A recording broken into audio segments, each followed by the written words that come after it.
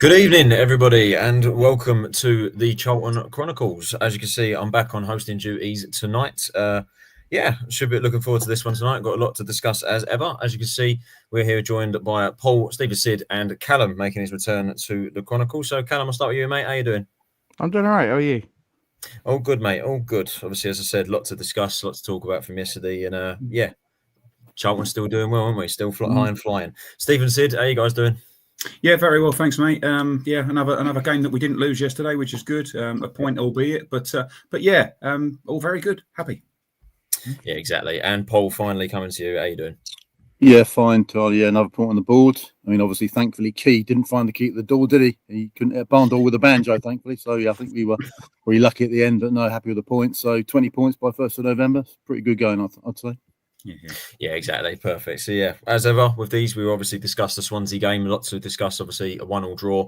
Point on the board, 4 unbeaten now, which is obviously great, but perhaps not the performance that we maybe would have wanted. So we'll obviously dissect all of that, and then we'll look ahead straight back in from an international break and we're straight into 3 games in a week again as we take on West Brom on Tuesday. So we'll, of course, talk about that. As ever, when it comes to me hosting, I can't get the comments up for whatever reason. I apologise for that. So Tom is obviously not here to read the comments usually, so that duty is now with Stephen Sid. So if you can see the comments, say our good evenings for the chat for people in the chat. I can see a few in there already.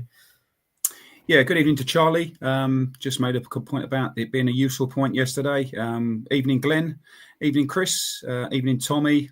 Evening to Lionel. Evening to Mark. Evening to Tracy. And evening to Tommy Early. But yeah, actually, there's one more there as well. Morning. Good evening to Chris, Stuart, and Matt. Yeah, splattered comments about yesterday.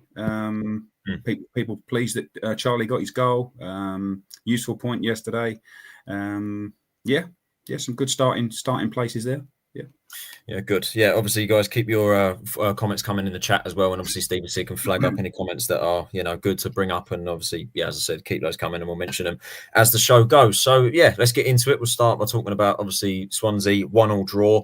I think we'll have to take that, all things considering the performance. I don't think it was our best by any means, probably one of the worst from what a lot of people said on social media. But ultimately, I think we'll take that against a good Swansea side. I think for the most part, I think both teams sort of struggled to break each other down, especially in the first half. And then we come out the blocks firing in the second half. Absolutely ecstatic for Charlie Kelman to finally get off the mark. I've been trying to back it for so long, just waiting for that goal to come. And finally it did. And he done very well as well. It was a tight angle. And then I think for that 15-minute spell, we looked good. We looked like we were on top of the game. And then we let Swansea back into it, didn't we? They scored a great goal, to be fair to them. Really good finish. And yeah, I think generally we just let Swansea play their game. And ultimately they got a point out of it, which they thoroughly deserved, if we're honest. I think a draw was probably a fair result. They could very well have nicked it at the end. Few chances, good chances from both sides. But ultimately we'll take a point from what was, in my opinion, probably an off day for us. Not the best of performances in the world. But yeah, we'll start with you, Callum. Thoughts on the game without going into too much detail about individual performances. Yeah, I mean, I think in the circumstances when you lose a third of your defence to injury in the space of 5 minutes, yes. I think that's a creditable point. I'm sure we will get into it, and I did on my pod earlier. I'm not trying to flag, I'm just saying that. But basically, I realised that sounded like self-promotion. That wasn't what I was trying to do. I was mentioning I think it shows some of the limits maybe with the squad that we have. But I actually thought that the real problem was sort of in midfield, and then when we changed shape, it all just got really, really messy. But even in that, Visuary made the best save of the game. So it was kind of a really funky game. First half was dreadfully dull. It needed a goal, but the goal seemed to really sort of almost get them going rather than get us going in many ways. And I think maybe we sat back and just tried to hope we could hold on for the point, and that wasn't to be. But the injuries, to me, more than having an off day, the injuries are the thing that really concern me. Yeah, I think that's the biggest takeaway from that, and we'll obviously talk about that. But yeah, obviously not ideal, especially to have 2 players in your defence in the space of about what seemed like 3 or 5 minutes. It was happening in such quick succession, and especially when the team we've already taken a hit in that department already with Edwards.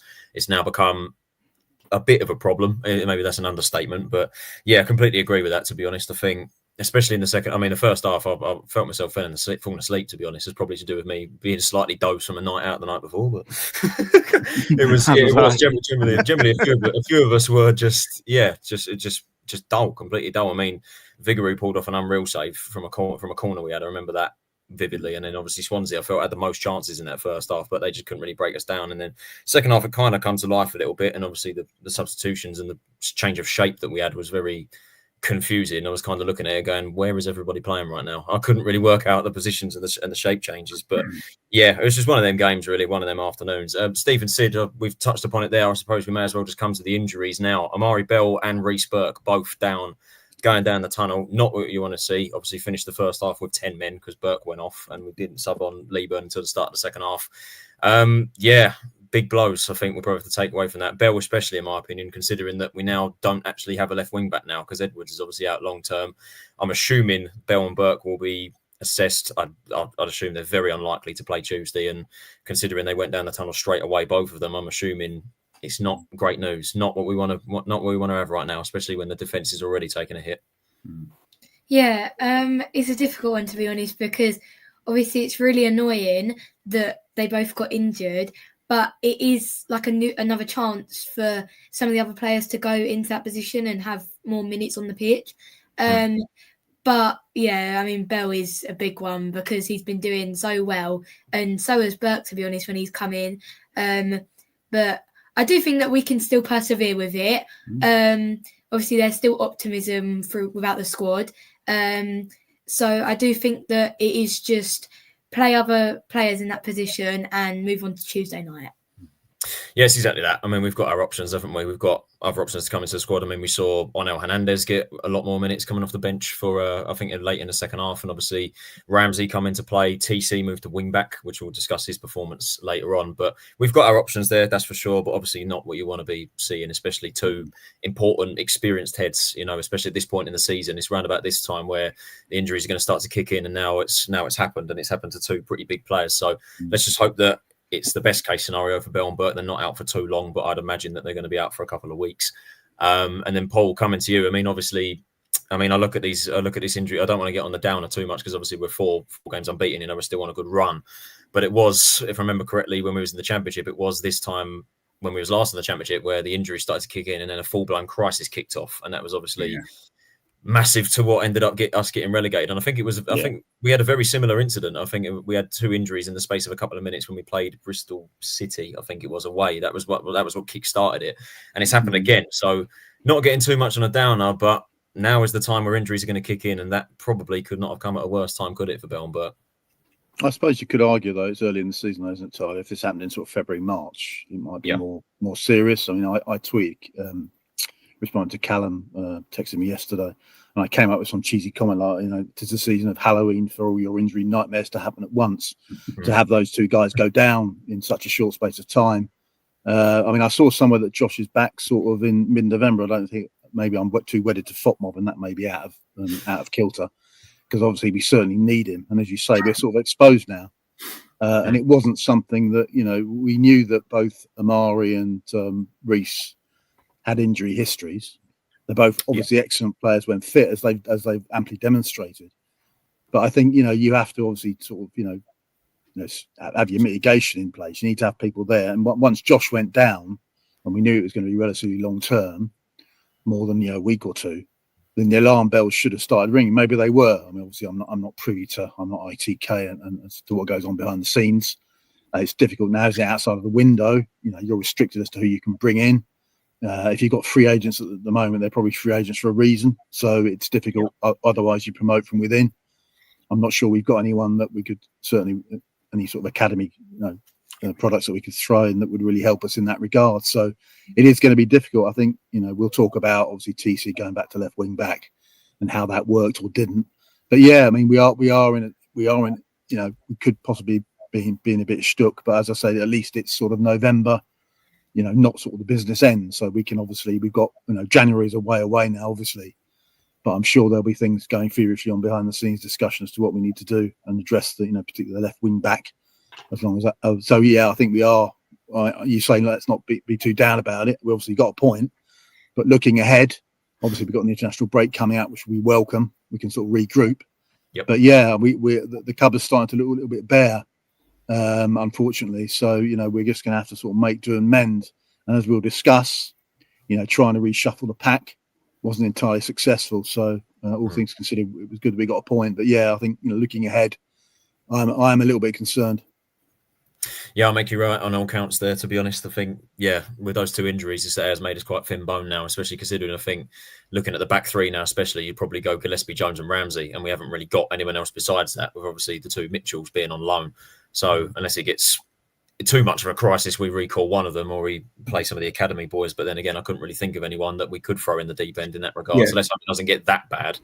Tyler, Buddy made a good comment in the comments there. He actually mentioned Fuller, which I hadn't thought of, to be honest with you. He'd slipped my mind. There's a couple of comments in there, one of positivity and one that maybe he won't start, but he's not high up in the rankings. But that's an interesting option as well, I think, Yeah, 100%. I completely forgot about him as well, because since Hernandez has come into the club, he's kind of taken his spot on the bench. But now it's an opportunity for Fuller to maybe make a state himself, try and get off the bench a couple of times. But you'd imagine with us not having a wing back, probably Hernandez and Actor would be the first choice to play that position, unless Jones has got another trick up his sleeve that we don't know about. But yeah, Fuller's definitely one to consider.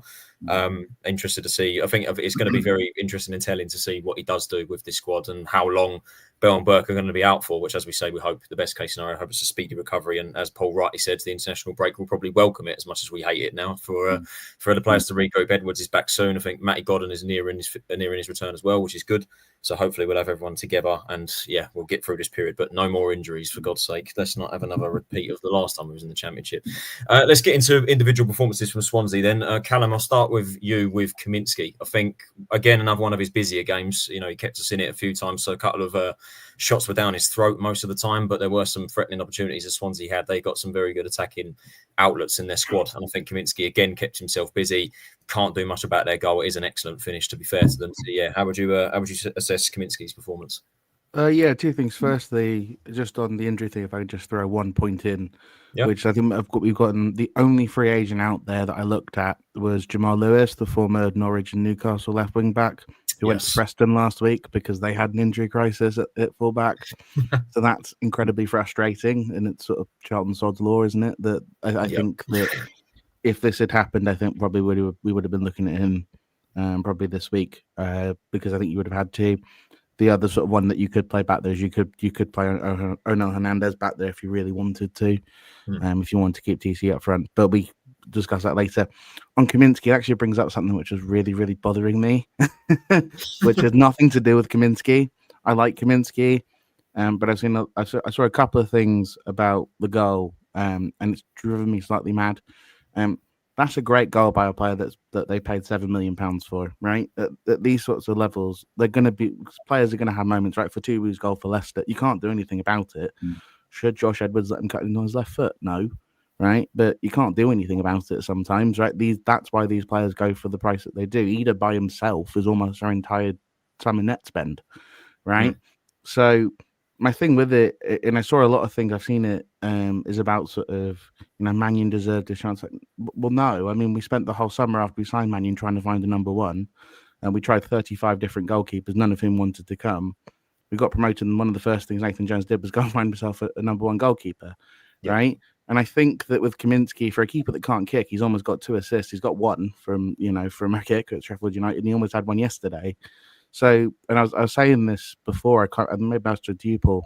I might have been the other Paul Bowen. And I went to him, the difference between a Championship player and a League One player is that when a player can't do something in the Championship, they're actually still pretty darn good at it, right? Whereas in League One, those players, they just genuinely can't do it. And that's kind of the difference in the necessary quality. I think for Kaminski, everything that needs to be done in terms of being technically sound as a goalkeeper, he did yesterday. He's had one goal maybe at QPR where you go, okay, you should have saved that. Other than that, there's nothing you can do on any of the goals he's conceded. The one yesterday came off the inside of the post. If people are getting upset over him for letting that in, then you wouldn't be happy if Alisson was in goal, right? Because Alisson's getting nowhere near that. And that's the thing about Mannion wouldn't be in the same postcode as that goal going in. And that's not an attack on any of them. It's just to say it's a great finish by a great player. Right? Could Lloyd Jones do slightly better on the turn? Yeah, probably. But, we're in the Championship. These things are going to happen. You can't keep a clean sheet every week against players of this quality. Right? Swansea spent 18 million in the summer. There's a reason why coming up is so difficult. And this is why we spent 10 million on 5 or 6 or 7 players. They spent 18 on 4. And that's the that moment of quality got them a point yesterday. Otherwise, we probably could have smashed and grabbed it. So, I don't think Kaminsky did anything wrong yesterday. He did seem to pull look like he hurt his hamstring in the first half, but to me, he's a technically competent goalkeeper who doesn't come for crosses. But that's who he is, right? He hasn't really had to make any sharp shot stopping moments except for away at Ipswich and then the save at Preston, because we don't really pull him into action very often. But I just think some of the criticism I've heard has been, quite frankly, utterly baffling to me. Some of the takes on the goalkeeper, I think, have just been. I don't get it. Genuinely, I don't get it. Yeah, I'm with you on that one, to be fair. I mean, I think the goalkeeper's been one of the hardest positions to judge, because for the most part, Kaminsky has had nothing to do for most of the season. And it's just those little moments there, as you said there. I mean, it's just that moment of quality, isn't it? Like you said, it's similar to the Leicester goal with Fatawu. It's just one of them things that you just can't deal with as a goalkeeper. It's just that moment of quality that's going to come in the Championship. And then I make you right about the criticism as well. I mean, Will Mannion, obviously a lot of people want him to get a shot in the Championship. And I think based off his performances in League One, he arguably deserves it. But also, we badly needed a Championship number one, and Kaminsky is it. We needed that experience in between the sticks. It's just self-explanatory. So yeah, I would like to see Mannion get a chance, but he wouldn't have saved that if he was in if he was in it instead of Kaminsky. So yeah, just one of them things. But yeah, another decent performance in my opinion for Kaminsky, and of course his 500th career appearance in his footballing career. So congratulations to him with that. Yeah, great milestone to hit, and a shame he couldn't keep a clean sheet for it, but still a very solid performance from him nonetheless. Steve and Sid, I'll come to you with the back three, or we'll cover the back five. So I'll give Steve. We'll start with you with the three centre backs, of course, Gillespie, Jones, and Reece Burke, up until we got an injury. So we could probably throw Ramsey in there with this assessment as well. I forgot to mention with the starting 11 as well. I think it was the same 11 that beat Ipswich. So I think that was a welcome, I think, 11 switch, probably. We wouldn't have minded that, considering it worked against Ipswich and the changes we made. But obviously, we'll discuss the rest of the team. So, yeah, Steve, I'll come to you with the back three. How do you think they handled Swansea yesterday? Yeah, overall, I think really well. There were a couple of shaky moments early on in the game, especially down our left-hand side where they got in quite easily with a couple of little sort of slick 1-2s. But again, I think that's to be expected. You're playing against top-level players that pass the ball really well, and the movement's fantastic. But yeah, overall, I thought they were excellent. Second half, obviously, there was a period in the game where it kind of felt like a little bit like the old League One days where we go in front and then sit on the edge of our box for the next 20, 35 minutes. But yeah, I thought we defended really well overall. We limited them to chances. As mentioned there, the goal was quality. I mean, the guy span on a sixpence and buried it in the bottom corner off the post. You could have argue the comment about Jones, but yeah, it's just I'd rather put that down to a good bit of play rather than a little bit of negligence from him. But yeah, I thought we were solid. We did what we needed to. I thought we were dominant in the air as usual. They're a good side, Swansea, and I thought they might have been the wrong side to let sort of sit back and let them play, to be honest with you, because they've got good players, they've got good technicians as well. It's just one of those things where we needed our back three to be our back three yesterday, and overall they were just one little chance. But yeah, the game changed strangely, and I probably I didn't think those three guys would foresee what really happened, to be honest with you. When we got one, it looked like we might go and get 2 or 3, and then before you know it, bang, 10 minutes later we're under the cosh for the rest of the game. So yeah, I thought they played admirably, to be honest with you, and a good performance from those guys. Yeah, I think ultimately they just did the job that was required. I think, as you said there, I think the only criticism I put it down to is we just let them play. We just sat back off them and just let them play their game. And ultimately they got the goal and the moment of quality. And that was only really it. They did their job other than that. They had their chances to win it, don't get me wrong. And we was under the cosh for probably the last half an hour of the game after they scored. But, it was just one of them things. But ultimately they did their job. We kept the point intact, and that's the main thing. And then Sid's coming to you with the fullbacks, or wingbacks, whatever you want to call it. Obviously, Bree and Bell. Bell, obviously, of course, up until he got injured. And then we saw Ramsey come on in that position. I think briefly he played wing-back, and then he moved into the centre-half position when we made changes in the second half. So, yeah, I think as Steve said there, I think the left side, particularly in the first half, Bell was struggling to cope with the 1-2s that Swansea were playing in there. And then, of course, he went down with an injury. So how would you assess Bell and Bree's performance yesterday? Yeah, I think that they were both good, as they normally are.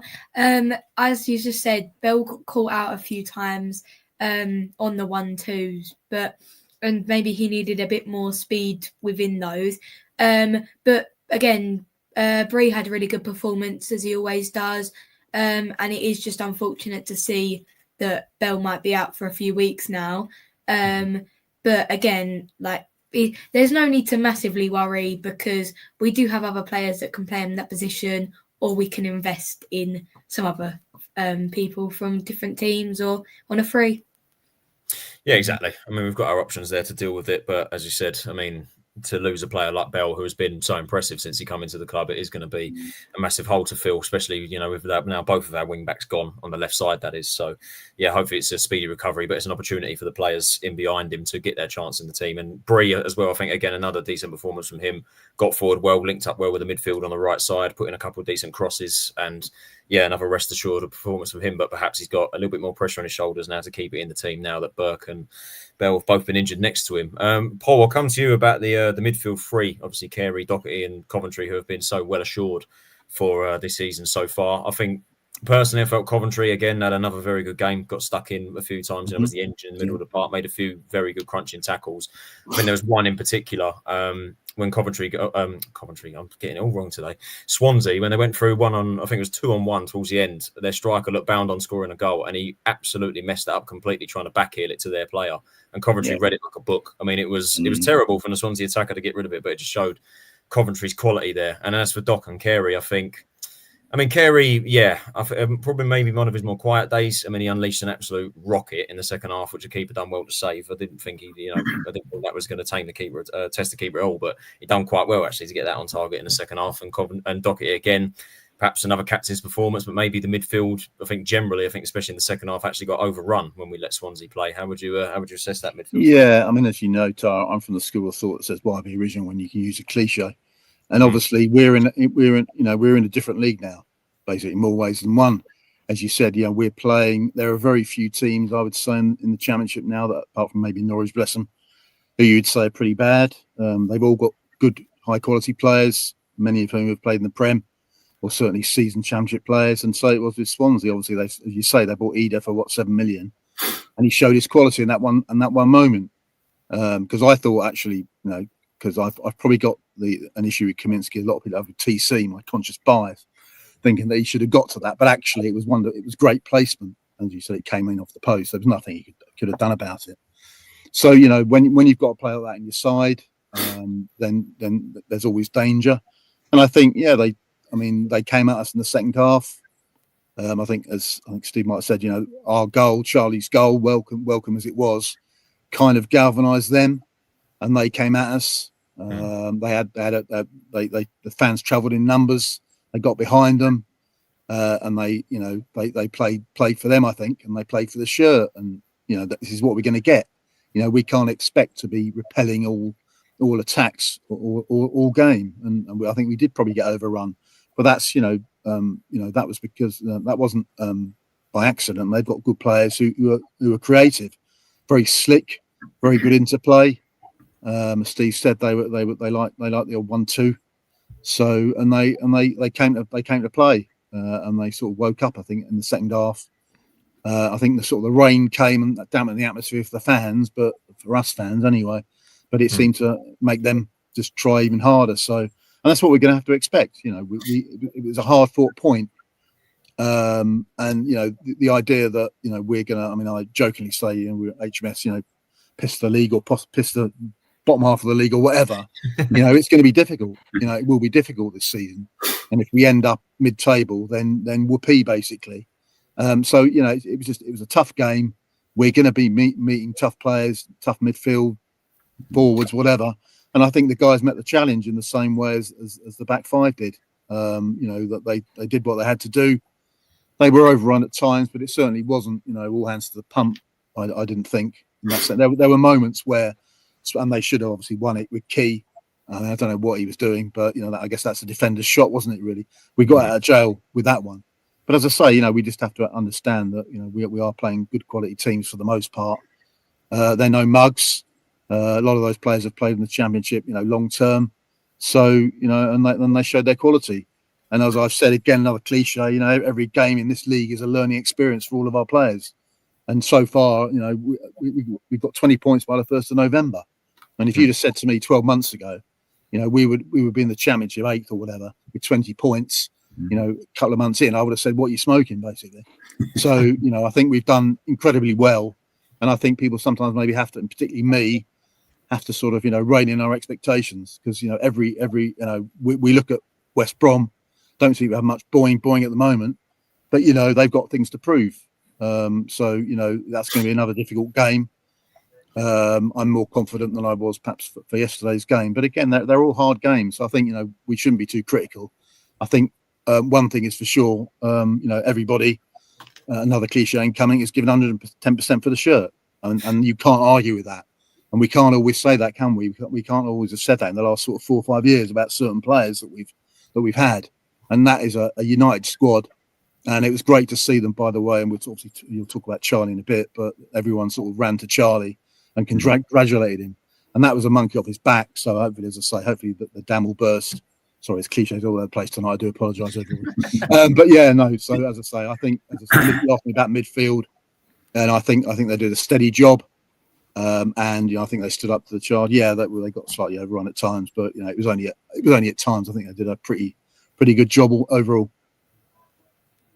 Yeah, you're loving the cliches there, and I'll give you another one. If we just do the basics right, we'll be all right. We'll be all good. Do the basics. Don't forget, Tyler. West Brom. They may not have any boing boing, as Paul said, but they're well coached. Yeah, they are indeed, and we'll get on to them a bit later. But yeah, they're going to be a very tough test. But yeah, as you say there, I think midfield got overrun at times, to be fair to them, but it was just another pretty solid performance, particularly from Coventry. Someone rightly mentioned Ethan Galbraith in the chat for Swansea, and he showed exactly why we was interested in him. He was absolutely fantastic yesterday, and he'll be excellent for Swansea. He absolutely deserved his chance to get up to League One from a very good season from Leyton Orient. So yeah, can show why we was interested in him. But considering our midfield's playing at the moment, I don't know. Galbraith probably would be a welcome addition to our squad, wouldn't he? Even with the midfield we've got at the moment. But the way they've been playing so well lately. But yeah, as Paul said, we're going to meet our match against teams like that, and Swansea certainly we met our match with them. So yeah, but yeah, another pretty decent performance. Before we get on to the attack, Callum, I'll come to you with the substitutions and the system change, because it was certainly strange to say the least. I think. I mean, obviously we were forced into 2 early subs, which is never ideal. Ramsey, of course, came on to replace Bell when he come off, and then obviously Burke wasn't replaced until the start of the first half, and we went with Leeburn. And then we saw Kelman come off. Hernandez came on. Obviously, he went to right wing back, and then that was where it all went quite bizarre for me, because we also saw Nibs come on and then Tanto.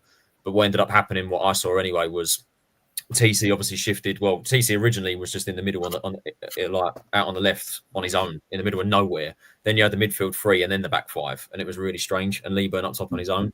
And then when we made the changes later on, it then became TC at left wing back. Tanto ended up on the wing where TC was, and it was obviously Nibs, Carey, and Coventry. So yeah, I wanted to ask you about how first of all how you thought those subs actually impacted the game, and also what that change was and what the hell that formation was, because I couldn't tell you, to be honest with you, what that was in the second half. Leeburn, I thought was if you watch the goal. That's why having a lad who's 6'6" is very helpful, because their defender looks up, sees him, is watching him all the way through, and misses the fight of the ball. Mm-hmm. He's so focused on him. When you've got a lad that's that big, it just causes sort of panic. And then Kelman makes a run off the back, picks the ball up, lovely finish. What we ended up changing into was a 4-3-3, which is really simple. But it got really kind of weird, because when you saw TC at left wing back was because we genuinely couldn't play anyone else there. But what ended up happening was Tanto was playing left wing, but he ended up staying basically up at striker. So you ended up with this really misshapen sort of thing where everyone seems to be on the right hand side. Add on to that, Bree kept launching himself forward, which created space. And I like Kane Ramsey a hell of a lot, but he's a very maverick defender. Yesterday, when we were playing Swansea, a team that play the ball around, they keep things within the triangles, it's all very in front of you. Reece Burke made all the sense in the world, because he's not maverick. He's not going to step out and sort of and get sort of out of position slightly and have to recover, where when you're playing against the ball rather than the runner, you can't catch them, right? He gets injured, so you have to bring the maverick defender on. And I think we saw in that second half why the maverick defender was not the choice that the manager wanted to make. That's not a criticism of Kane Ramsey. That's just tactically, that's why you want 2 different types of players in each of those sort of positions. some of the subs worked better than others. So the Miles one worked. I see why he brought Nibs on. That's because Nathan Jones is, he gambled, right? He went, actually, I might be able to win this. We were hitting them on the counter. Nibs is a box crasher, right? Keeper makes a save, it drops to him, he knocks it in, but everyone thinks you're a genius. It didn't work in terms of they went, great, you've got two cams, I'm just going to put the ball back around both of them, and then I'm dealing with a back five rather than a back seven, whatever it is we normally had. And so they just and if Bree's coming forward and Hernandez isn't a right back, he's also a winger. So everyone's kind of stepped up. I've got TC who's a winger on the other side. The amount of space that was open on both those sides and through the middle, they just absolutely overran us. And that's not because it's because we took that risk. We wanted to score the winner. And I think we almost ended up conceding because of it. But changing system like that in a game, and even in Nathan's post-match, he said, I didn't want to do that. But I think he thought, I'd rather lose trying to win this because I can win it rather than, and take the risk of losing it than I would sort of sit here and try and put 11 men behind the ball and get a point. I think he thought on the counter there's something there, and there was.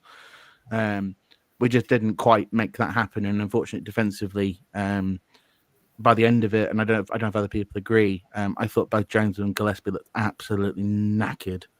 They both just look like I really badly need to have a rest, and now they've got to play on Tuesday. But that's because there's so much space when you're playing in a 2 rather than playing in a 3.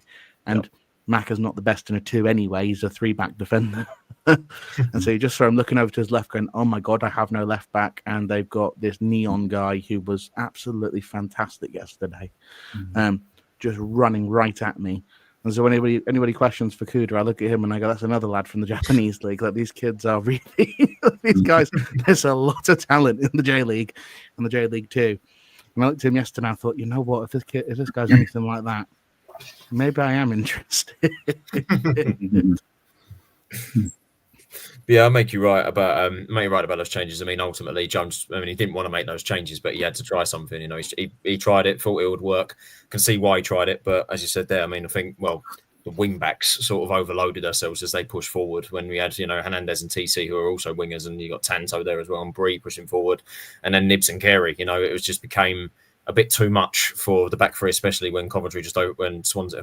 Why do I keep calling Swansea Coventry tonight? What is wrong with me? Swansea, when they kept pushing forward, they just overran us towards the end of the game. But yeah, he didn't want to make the changes. I rate him for doing it, but is what it is. We made them look like Coventry. That's probably why. Yeah, it's probably the kit was slightly blue, wasn't it? So that's probably the reason why. I don't know. All over the shop tonight. Anyway, yeah, I can see why Jones made the changes. I rate him for doing it. To be fair, he went attacking rather than sitting back. But I guess in a way it backfired because certain subs didn't work. Obviously, Tanto didn't get a lot of action, and we maybe would have liked to. Lieberman was solid when he come on. Nibs, I personally don't like it when Nibs and Carey play together. I think it's just one of those things. I think especially against Hull, we saw Carey take Doc's role, and obviously Doc played Coventry's role, and it's clear that Carey, for me, can't play the 8 role. I think he's way better as a 10 and way more effective. I think Nibs is a great player, no question about it. It's just Carey's playing a lot better than him right now, and we clearly can't play the pair of them together because it's just too attack heavy, and it limits Carey, in my opinion. And Nibs, to be honest, for the whole part, his impact obviously is fantastic. He works hard, works his socks off every time. But we're still trying to wait to see that sort of end product and that creativity from him, which I don't think we're seeing a lot of yet. And then as for Ramsey, a few people mentioned it in the chat. I see there, I didn't think Ramsey played well. I think it was, as Callum rightly said there, I just don't think that game sort of suited him tactically. I think some of his decision-making was quite poor, especially when it came to clearances, and that could very nearly have cost us towards the end of the game. So it's just one of them things. Obviously, rate Ramsey fantastically. He has played quite well for the most part this season, minus a few hiccups. But yeah, spot on there. I think tactically that game just didn't suit him. Moving on to the front two, of course, let's talk about the main man up front, Charlie Kelman. Thank the Lord in heaven that he finally got off the mark. Well taken goal as well, very tight angle, crashing that off the crossbar. I didn't see it because I was coming back from the bar. Literally, as I was about to come up the stairs to the concourse, chanting away, and I'm like, oh my God, we scored. And literally, I'm not even joking, about 50 of us come running up the stairs at the same time. And I looked up and, we've scored, and I've run up to Josh and he tells me Charlie Kelman scored. And I'm like, thank Christ. So happy for him. You can see the team's reaction.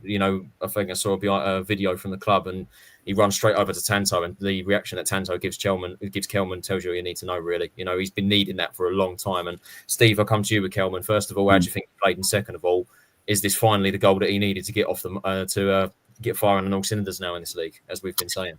Yeah, it was a bit like the conversation I had with Mark yesterday. It was one of those sort of I was there moments, wasn't it, when it went in? I thought Charlie had a good game. I thought he was busy first half. I thought the ball stuck to him more than it has done in recent weeks as well. I think he used his body really well. Playing against the centre halves that he did.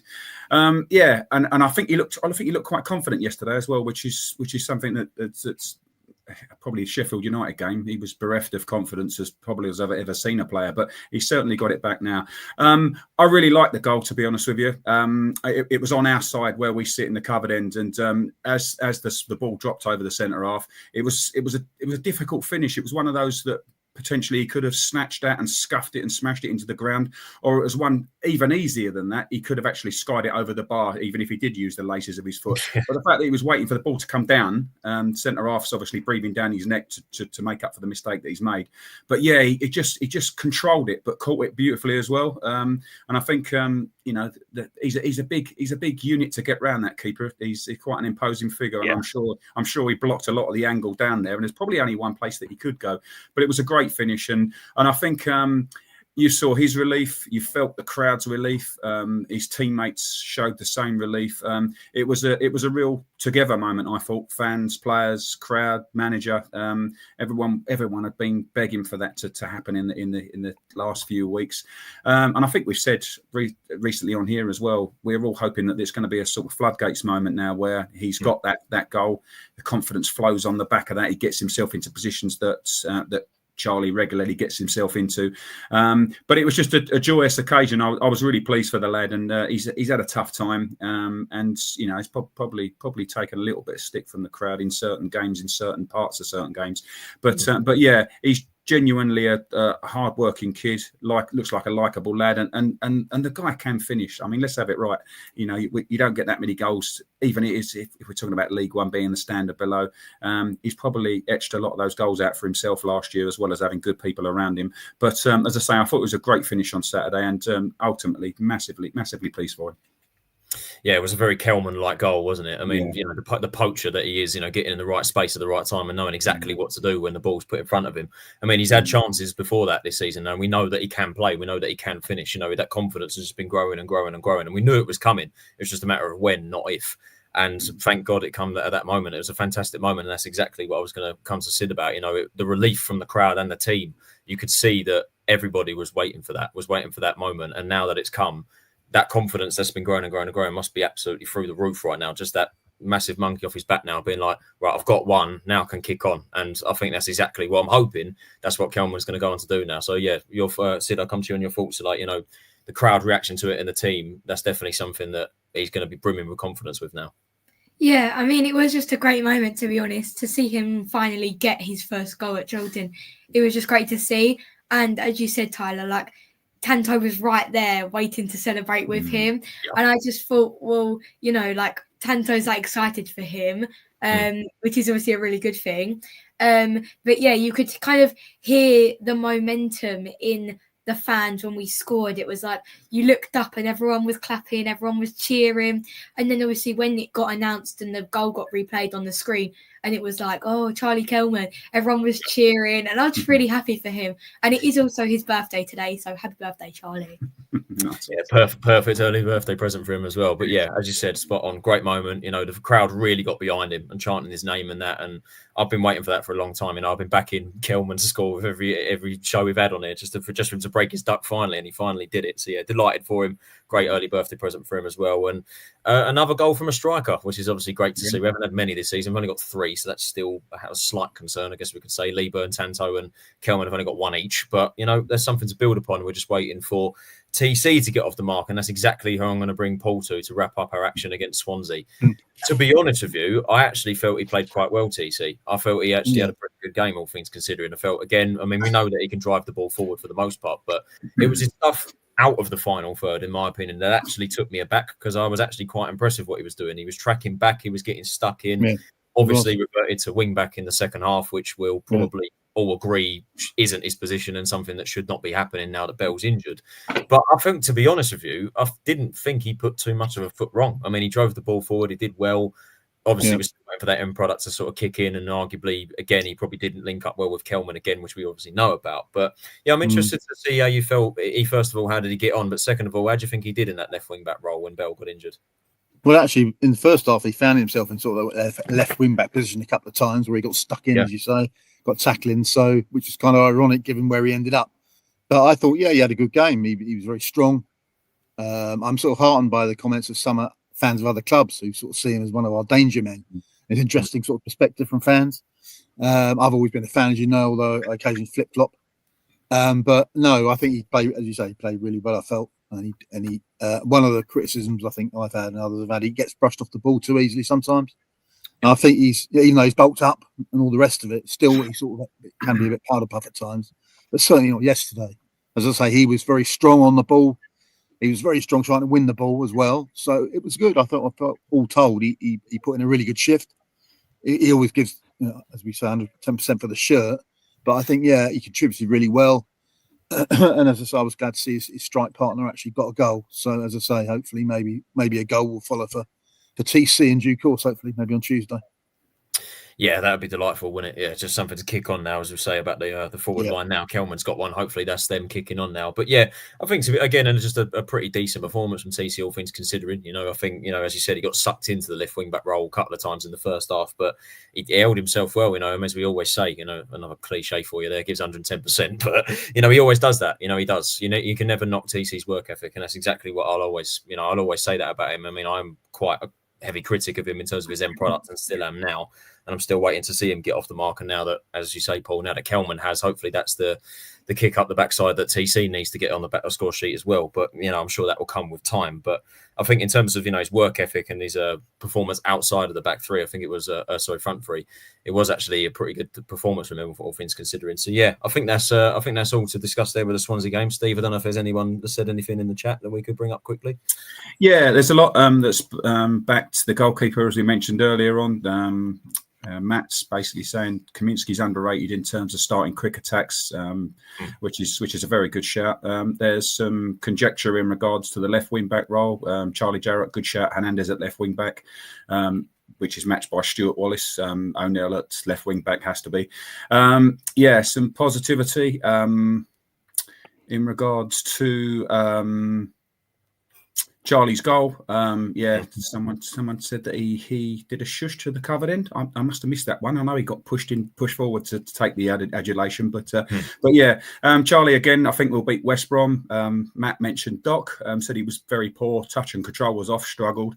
Mentioned Sonny as well, saying that he wasn't as effective as he usually is.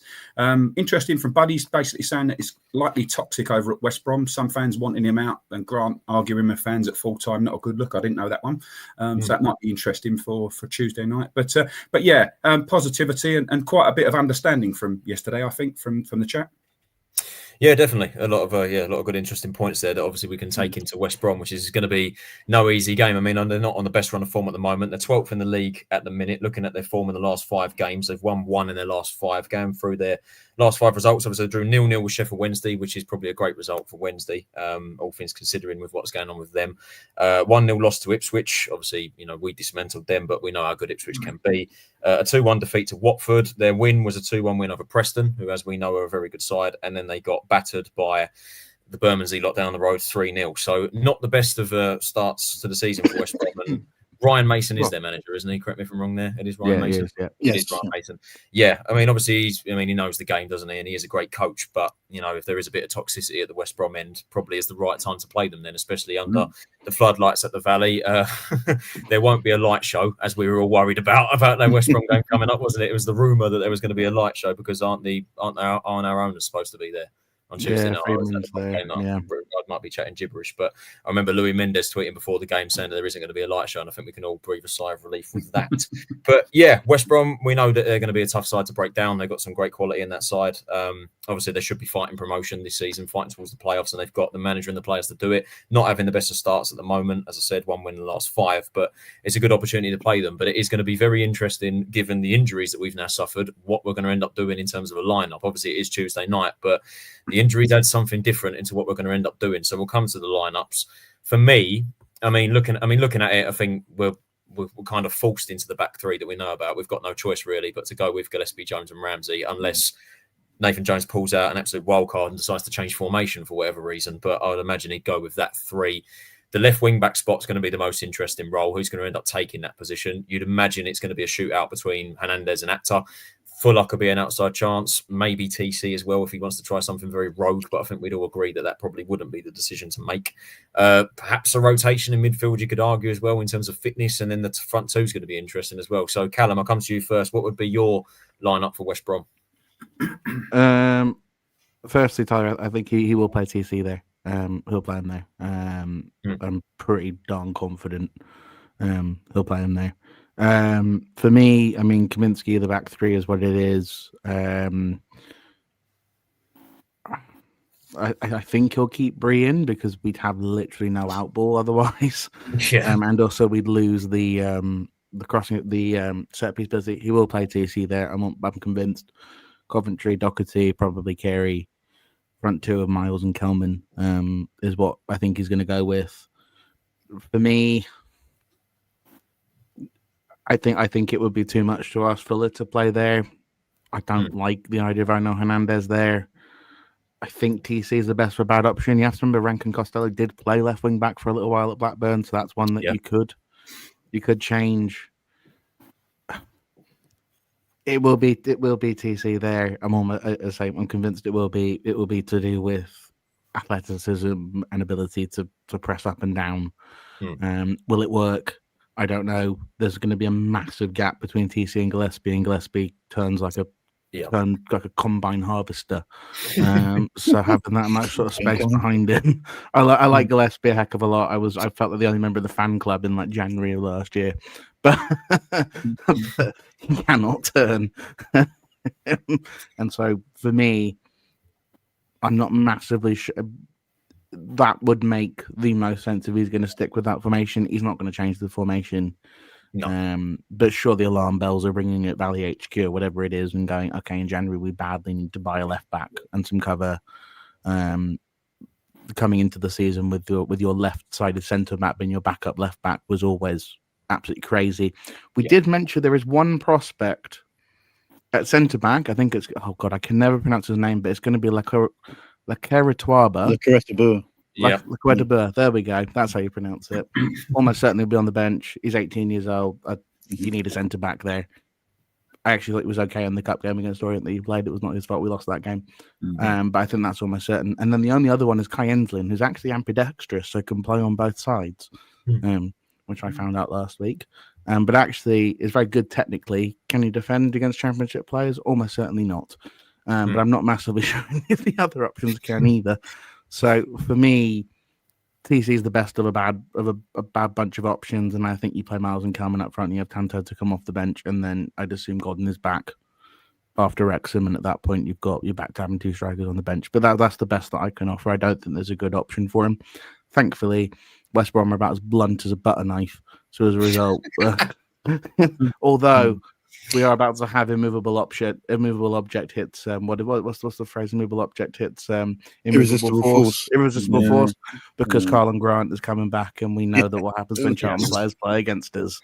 So everyone get ready to be shushed by a former academy prospect. Can't wait. And remember, he's done it before, hasn't he? At Huddersfield when we gave 5 Arsenal in the Championship, and he scored a brace against us. Yeah, that was a haunting away. He celebrated both as well, just to make it. He did.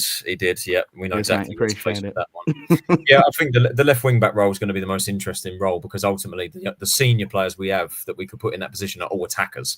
So it's more like, they're going to drive us forward, as we've seen Actor do on the right side in August. And, for most of the season, he's played in that position. But then it's the problem of, can they track back on the defensive to help out Gillespie? Because as you rightly said there's going to be a massive gap. So I guess you could say TC's the best there because he has ultimately played that position before. Actor's also played that role this season and has done it fairly well. I agree with Hernandez. I don't think I like him in that role. I mean, obviously, I haven't seen him play it all too often. I mean, obviously, come on the right side. Against Swansea, and I think to be fair, if he got himself about, but it was very clear that he's not a wing back. I think that was quite apparent.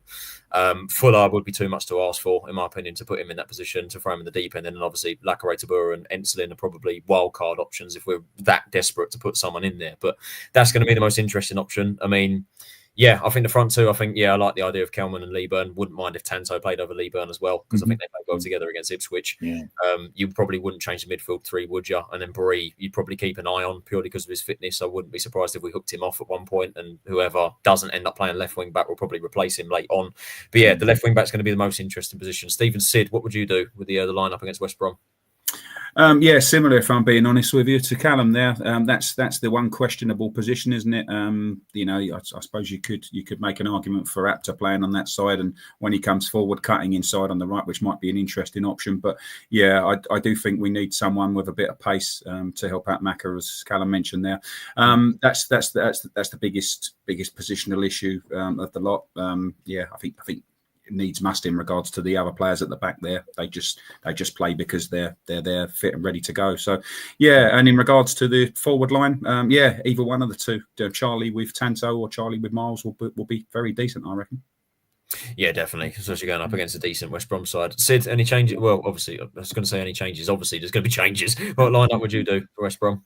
I'd probably go, to be honest, Tanto and Kelman up front, and I know it's a bit of a risk because TC did all right yesterday, but I do think that seeing the excitement in Tanto's eyes when Kelman scored, I think just put him with him.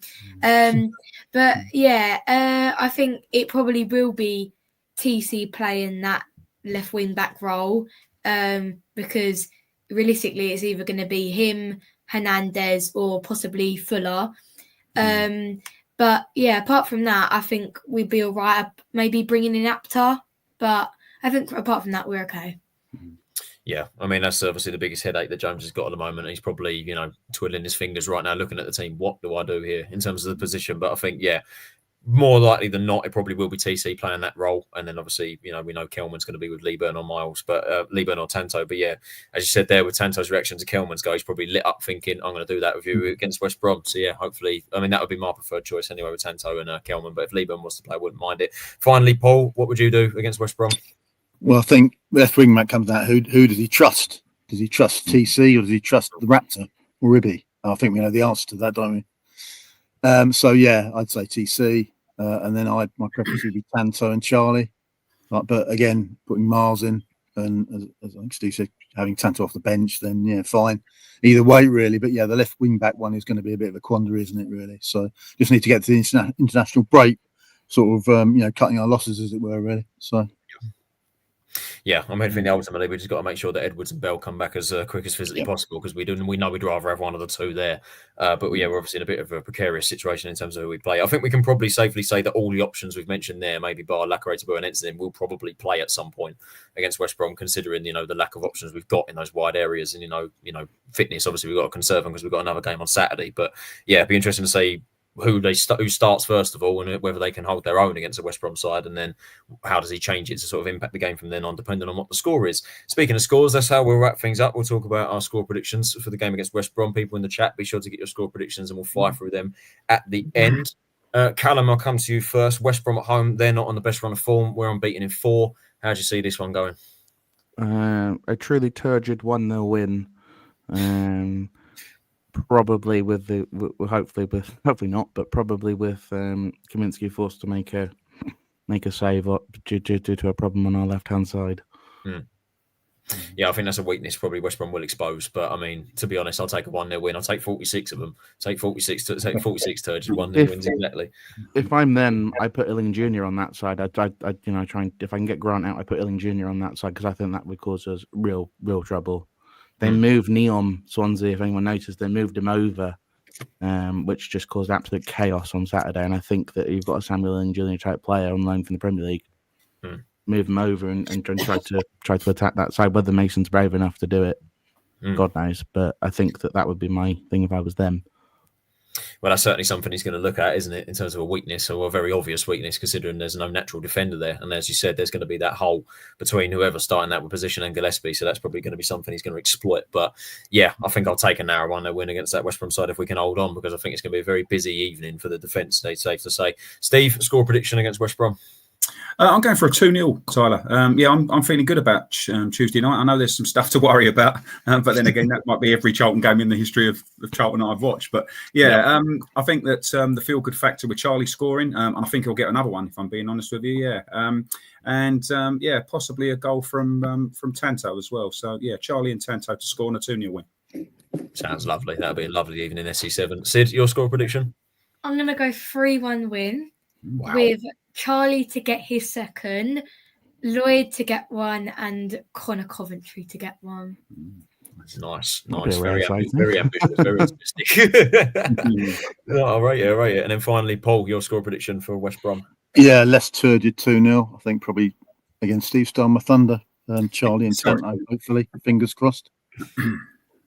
Yeah, that would be lovely. As for me, I do make Callum right. I think they are going to expose that weakness on the left side, and I think that's going to be a problem for us. I'd expect West Brom to get a goal in it, but I think I'll back us. I'm confident on Tuesday night. I'll go 2-1 win. As I said, I think they'll expose that weakness on the left side, and it's just going to be Carl and Grant who's going to score, isn't it? We just know it's going to happen, and I wouldn't be surprised if he does an Adebayor celebration, scores in front of their fans and runs in front of ours and does a knee slide.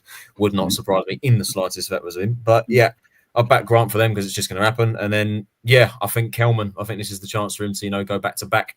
It probably, that goal against Swansea, we'd hope will be him kicking on. And I think, yeah, that'll be his second goal as well. So I'll back him for a second goal.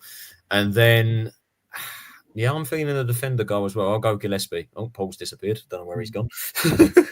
But yeah, I'll go already. He needs a beer. But yeah, I'll back a goal from a set piece. Been quite good at them this season, so I'll go Gillespie to score. So yeah, 2-1, Kelman and Gillespie for me. I can see there's a few score predictions in the chat there. So Steve, if you want to fly through them, and then we'll wrap things up. So from Tommy, we've got 1-0. Glenn says 2-0. Jack says 1-0. Buddy says 1-0 win. Harvey Nibs, I like it. Chris says 2-0 Charlton. Kelman Carey. I think we'll beat West Brom different. Test to Swansea, not as technical. Charlton win. Don't care about score or scorers, said Stuart. And Charlie said about the we'll beat West Brom different. Test to Swansea, not as technical. And then we've got Matt saying 3-2, Kelman brace with Tanto or Lieben. Start with him and Sonny. Michael says 2-0. Very optimistic predictions then. Everyone's thinking we're going to get away with a win, and that is something that hopefully we'll be able to do. As I said, it's a perfect time to play West Brom if they're a bit toxic about Ryan Mason, and obviously, not on the best run of form right now, and obviously we're still on a high, we're still unbeaten, so hopefully it's the right time to play them, and hopefully we can get another 3 points under the lights. So that's it for this episode of the Charlton Chronicles. Hope you did enjoy. Thanks again to Callum, Steve, Sid and Paul for all their great analysis, and people in the chat for contributing. Hope I did a good job on the hosting duties again, and hopefully there'll be a couple more that you'll see from me hosting in the future. So yeah, be sure to like, subscribe, and obviously we will see you on Wednesday evening for our review of the West Brom game, where hopefully we've smashed them 1-0 or get another nice little 3 points there, and then we'll obviously look ahead to Saturday's game. So yeah, thanks for watching, guys, and we'll see you all on Wednesday. Take care. Cheers, guys. Bye, guys. All right.